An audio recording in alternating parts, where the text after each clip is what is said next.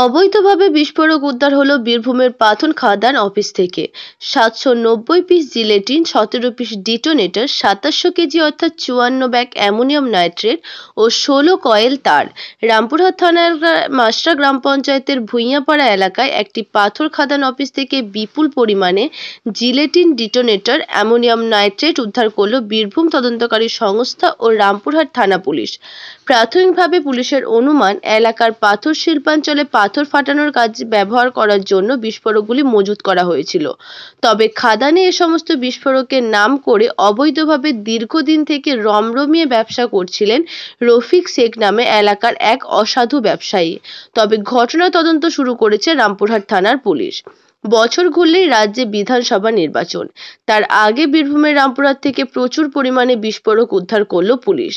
উদ্ধার হওয়া বিস্ফোরকগুলির মধ্যে রয়েছে 790 piece gelatin, 1700 piece detonator, 2700 KG ammonium nitrate অর্থাৎ 54 ব্যাগ অ্যামোনিয়াম নাইট্রেট ও 16 কয়েল তার।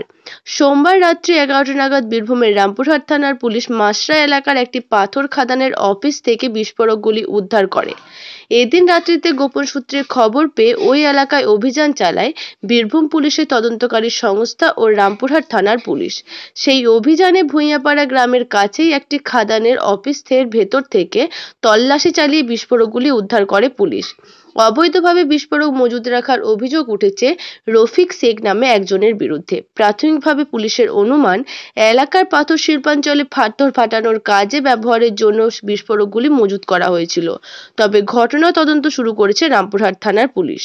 এর আগে চলতি বছরের জানুয়ারিতে রামপুরহাট থানা এলাকার হস্তিকান্দা গ্রামে পরিত্যক্ত ঘর থেকে 11,000 ডিটোনেটর উদ্ধার হয়েছিল। 60টি বাক্সে এই ডিটোনেটর রাখা ছিল। বীরভূমে বিভিন্ন সময় বিপুল পরিমাণে জিলেটিন স্টিক ও ডিটোনেটর উদ্ধার হয়।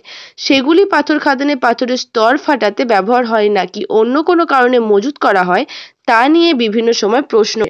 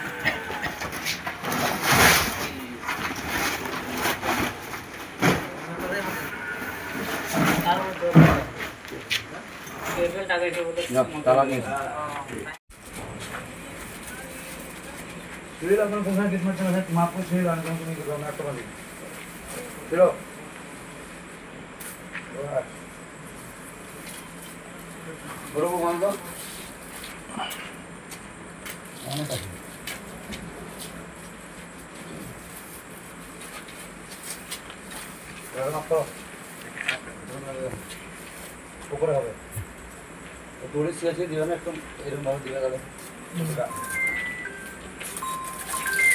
খুব বাড়ায় না। হ্যাঁ হ্যাঁ ছিঁড়ে দাও, মালটা ছিঁড়ে দাও বলুন।